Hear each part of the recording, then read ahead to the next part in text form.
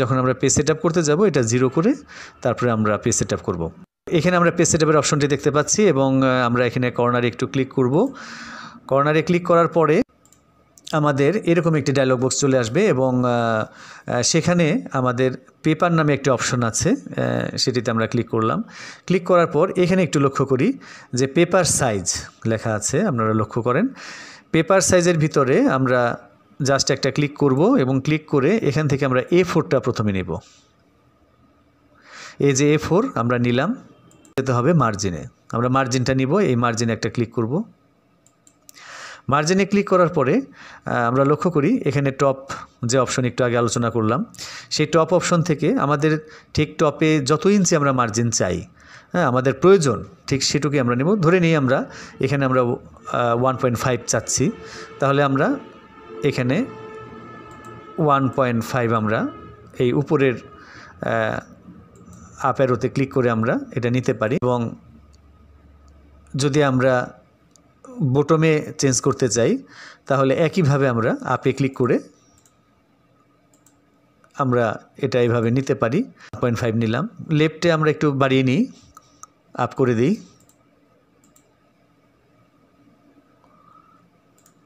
এবং রাইটে আমরা একটু কমিয়ে দিই। আমাদের টপ, বটম এবং লেফট রাইট দুইটাই চারটাই হয়ে যাবে অপশন। তখন আমরা কি করব? ওকে করব। ওকে করে আমরা দেখব যে আমাদের ঠিক মেজারমেন্ট আমরা জানিয়েছি ঠিক সেটাই কিন্তু চলে এসছে। অর্থাৎ এখানে আমরা 1.5 ইঞ্চি নিয়েছি, 1.5 ইঞ্চি এখানে তাই আছে টপে, এবং লেফটে কিন্তু আমরা 1.5 নিয়েছি, এখানেও ঠিক তাই আছে, এবং রাইটে আমরা 0.5 নিয়েছি, হাফ ইঞ্চি, সেটাই আছে, এবং বটমেও আমরা 0.5 নিয়েছি, সেটাই আছে। বোঝার জন্য আমরা আরেকটা পেজ চেঞ্জ করি, যেমন আমরা আবার একটু পেজ সেটআপে যাই। পেজ সেটআপে গেলাম, যাওয়ার পর আমরা আবার পেপারে আসব। এখান থেকে আমরা লিগ্যাল পেজটা নেব। এখন লিগ্যাল পেজটা নিয়ে আমরা চলে যাচ্ছি আবার মার্জিনে। মার্জিনে যাওয়ার পর এখানে আমরা এটা আবার কমিয়ে দিচ্ছি, এটা আবার আমরা বাড়িয়ে দিচ্ছি, এটা 1 করে দিলাম, এটা আরও বাড়িয়ে দিলাম। যখন কোনো সুপারিশ থাকবে বা কোনো রিকমেন্ড করবে তখন কিন্তু আমাদের এটা কমপক্ষে 2 ইঞ্চি আমরা নিব।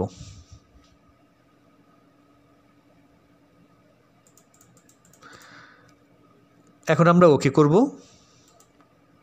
তাহলে দেখতে পাচ্ছি যে আমাদের যে পরিমাপ আমরা নিয়েছি, উপরে 1, বামে 2 এবং ডানে 1, নিচেও 1 বটমে, তো সেই মেজারমেন্টেই কিন্তু চলে আসছে। তো এমনি করে আমরা পেজ সেটআপটা করে নিব। আর পেজ সেটআপ করার পর আমাদের নিয়ম অনুযায়ী আমরা যা যা আমাদের টাইপ করা দরকার সেগুলো করব এবং সাজাবো। তো সাজানোর পরে আমরা যে জিনিসটা করে থাকি, প্রিন্ট প্রিভিউ, ছোট্ট একটি প্রোগ্রাম, এটি এখনই আমরা দেখব যে কিভাবে করা যায়। এই যে এই চিহ্নটা হচ্ছে আমাদের প্রিন্ট প্রিভিউর। তো সেক্ষেত্রে আমরা এখান থেকেও যেতে পারি, অথবা ফাইলে গিয়ে আমরা প্রিন্ট অপশন থেকে যে প্রিন্ট প্রিভিউ, এখান থেকেও আমরা যেতে পারি। তো প্রিন্ট প্রিভিউতে যখন আমরা যাব তখন পেজের একদম উপর থেকে নিচ পর্যন্ত আমরা পুরো পেজটা দেখতে পারবো, অর্থাৎ কি আছে, পেজ জিনিসগুলো ঠিক আছে কিনা, হ্যাঁ সব কিছু দেওয়া হয়েছে কিনা, হ্যাঁ সেটআপ ঠিক আছে কিনা, এগুলো দেখার জন্য আমরা প্রিন্ট প্রিভিউতে গিয়ে থাকি। এবং দেখা শেষ হয়ে গেলে আমরা ক্লোজ করে আবার ডকুমেন্টে ফিরে আসব। তো এই হচ্ছে প্রিন্ট প্রিভিউ। তো এখন আমরা শিখব কিভাবে লেখা কাট, কপি, পেস্ট করতে হয়। তো লেখা কাট, কপি, পেস্ট করতে হলে আমাদেরকে আগে জানতে হবে যে কাট, কপি এবং পেস্ট কি। কাট, কপি, পেস্ট হচ্ছে, ধরে নিন এখানে একটি লেখা আছে, এই লেখাটি আমরা এখান থেকে সরিয়ে নিয়ে অন্য জায়গায় স্থাপন করব। তো এই লেখাটিকে সরিয়ে নেওয়াটাকে বলে কাট এবং বসানোটাকে বলে পেস্ট। তো আমরা এখন প্র্যাকটিক্যাল করব। এই লেখাটি আমরা প্রথমে সিলেক্ট করব মাউসের সাহায্যে, তারপর আমরা কিবোর্ডের সাহায্যে Ctrl+X চাপব। এই কিবোর্ডের এই কন্ট্রোলটি চাপ দিয়ে ধরবেন এবং এই এক্সে চাপ দিবেন, এই এক্স বাটনে চাপ দিবেন।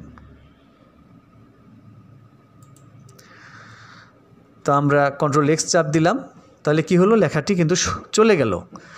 তো এটা আমরা কোথায় নিয়ে স্থাপন করব, এখানে স্থাপন করব। কার্সরটা এখানে নিলাম, আমি আবার কিবোর্ডে দেখাচ্ছি।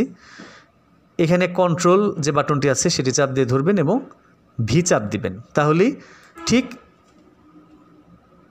এমনি করে লেখাটি বসে যাবে, মানে পেস্ট হবে। তো এখন আমরা শিখব কিভাবে লেখা কপি করতে হয়। কপির মানে হচ্ছে যে লেখাটি আমরা এখানে দেখতে পাচ্ছি ঠিক এইরকমই আরেকটি লেখা আমরা অন্য জায়গায় হয়তো এক বা একাধিকবার আমরা নিতে চাই তো বা পেতে চাই, তখন আমাদেরকে অবশ্যই ওই লেখাটি সিলেক্ট করতে হবে এবং সিলেক্ট করার পর আমরা আবার কিবোর্ডে চলে যাচ্ছি।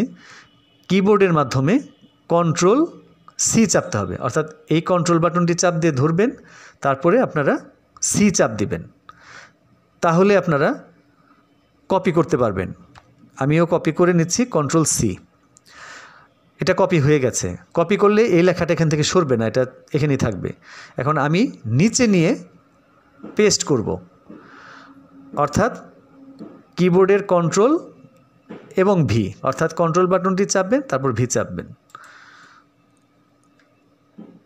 Control V.